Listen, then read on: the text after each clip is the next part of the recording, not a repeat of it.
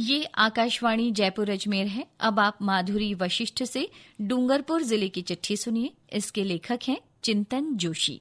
डूंगरपुर में जनजाति गौरव दिवस के मौके पर राज्य स्तरीय कार्यक्रम रखा गया। मुख्यमंत्री भजनलाल शर्मा इसमें शामिल हुए। भोगीलाल पंड्या गवर्नमेंट कॉलेज में हुए इस कार्यक्रम में मुख्यमंत्री ने प्रदेशवासियों को कई सौगात दी।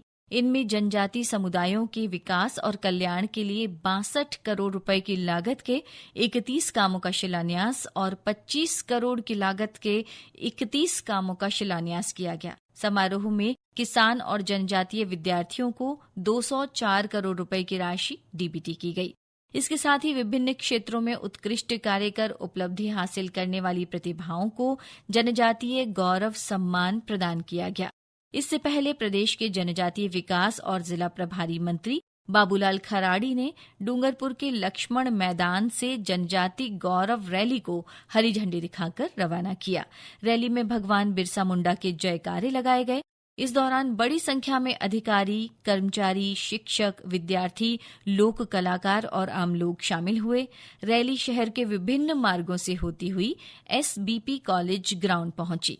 धरती आबा भगवान बिरसा मुंडा की 150वीं जयंती पर जिले भर में कई कार्यक्रम हुए। स्कूली बच्चों ने मानव श्रृंखला बनाकर बिरसा मुंडा के जीवन से प्रेरणा लेने का संदेश दिया।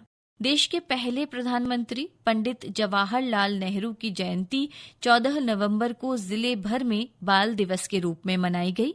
इस मौके पर विद्यालयों में कई कार्यक्रम हुए। इनके माध्यम से चाचा नेहरू को याद किया गया। इस दौरान हुई सांस्कृतिक और खेलकूद प्रतियोगिताओं को लेकर बच्चों में खासा उत्साह नजर आया। जल संरक्षण के प्रति अलख जगाने के लिए डूंगरपुर में सामुदायिक जागरूकता और सहभागिता कार्यक्रम रखा गया। RUIDP की ओर से हुए इस कार्यक्रम की शुरुआत जल संरक्षण जागरूकता रैली से हुई। इसमें नई जल प्रदाय योजनाओं के महत्व, जल मीटर से होने वाले फायदे और जल संरक्षण के लिए लोगों को प्रेरित किया गया। जिले के सागवाड़ा में हाल ही में यूनिटी मार्च निकाली गई। लौह पुरुष सरदार वल्लभ भाई पटेल की जयंती के उपलक्ष्य में निकाली गई इस यूनिटी मार्च को सागवाड़ा विधायक शंकर लाल डेचा ने हरी झंडी दिखाकर रवाना किया। 84 विधानसभा क्षेत्र में भी यूनिटी मार्च तिरंगा यात्रा के रूप में निकाली गई। इससे चारों तरफ देशभक्ति के गीतों की गूंज रही और माहौल जोश से भर गया। जिले में 4 नवंबर से मतदाता सूची की SIR प्रक्रिया शुरू हो गई है। इसके तहत BLO घर घर जाकर मतदाताओं को गणना प्रपत्र वितरित कर रहे हैं। उदयपुर संभागीय आयुक्त प्रज्ञा केवल रामानी ने मतदाता सूची विशेष पुनरीक्षण कार्यक्रम का जायजा लिया।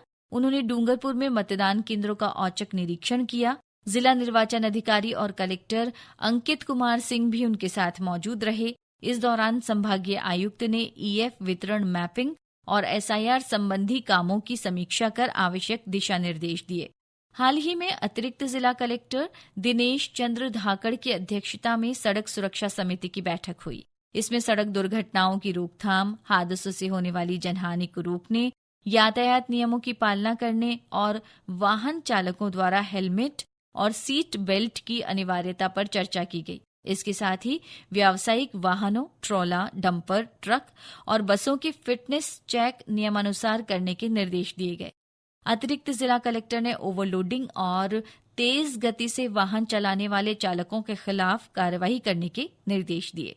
डूंगरपुर का स्थापना दिवस पिछले दिनों मनाया गया। 744वें स्थापना दिवस के मौके पर डूंगरपुर में 3 दिवसीय वागड़ महोत्सव मनाया गया।